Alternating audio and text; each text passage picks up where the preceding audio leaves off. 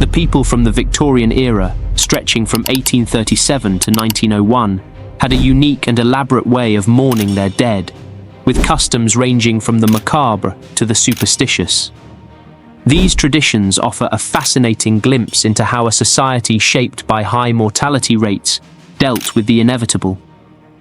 During this period, death was a constant presence due to widespread disease, limited medical knowledge, and shorter life expectancy. As a result, Victorians developed intricate rituals around death, transforming it into a structured communal experience rather than a private, personal one. From wearing mourning attire for extended periods to photographing deceased loved ones as though they were still alive, their customs were often both poignant and eerie. These practices were deeply influenced by the Victorian obsession with appearances, social status, and symbolism. Mourning was not just a personal experience, but a public display of grief, governed by strict social rules. Widows, for instance, were expected to dress in black for years and adhere to a rigid code of behavior, while families displayed bodies in their homes and kept vigil for days.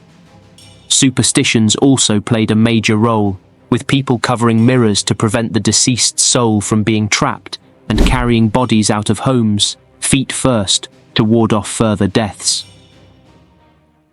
Post-mortem photography, capturing final memories. One of the most macabre traditions of the Victorian era was post-mortem photography. Because photography was still relatively new and expensive, families often could not afford to take pictures regularly, especially happy family portraits. Therefore, many saw death as an opportunity to capture one last image with their deceased loved ones. In fact, it was often the only picture they ever had as a family. Deceased individuals were dressed up, posed to look as if they were still alive, and then photographed alongside their grieving family members. These photos were intended to preserve the memory of the deceased for eternity and were cherished mementos for the family. Families would go to great lengths to make their departed loved ones look lifelike. Special supports were used to keep the body upright. Eyes were sometimes painted open, and flowers were often placed in the hands of the dead. In many cases, the deceased would be posed in familiar settings, such as a chair or a bed, surrounded by family. Although this custom may seem eerie today, it was a widely accepted way for Victorians to memorialize those they had lost. Widows and the long road of mourning. For Victorian women, the mourning period was particularly stringent and lengthy. Widows were expected to adhere to a complex set of rules that dictated how long they should mourn and how they should dress. The mourning process for widows was divided into 3 distinct phases. The first phase, called deep mourning, lasted for a year and a day. During this time, widows were required to wear a full black dress and a veil, known as widow's weeds. They were not allowed to wear any jewelry or coloured fabrics, and social interactions were kept to a minimum. After the initial year of mourning, the widow entered second mourning, which lasted for another 9 to 12 months. During this period, she could remove the veil, but was still expected to wear mostly black. Finally, the third stage, called half mourning, allowed for some brighter clothing, such as grey or lavender, with subtle black accents. This final phase lasted 6 months, and only after completing all 3 stages could a widow resume normal life.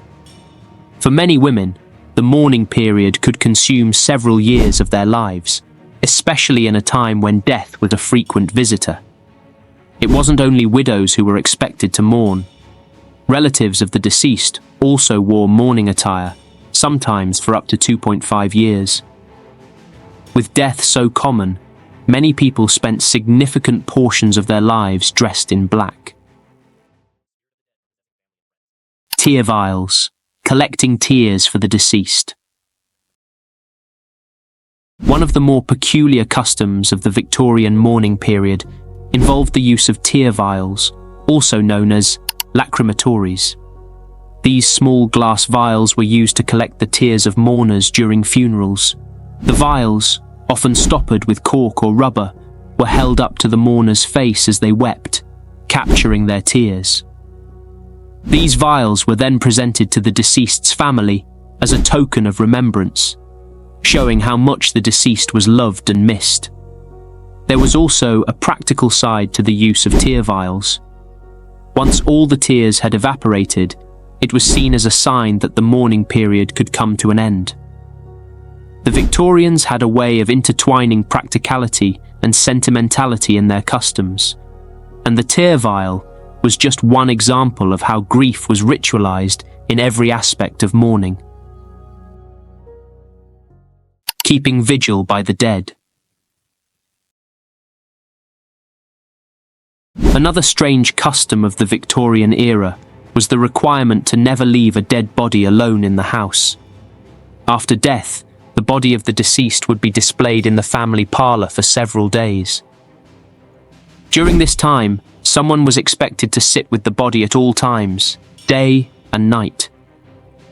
While this constant vigil was seen as a way to ease the deceased's journey to the afterlife, it also had more practical reasons.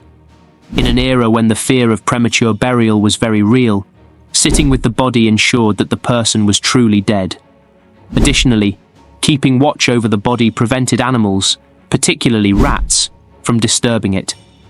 Friends, neighbours, and relatives would come to the house to pay their respects, often at odd hours, making it necessary for someone to always be present.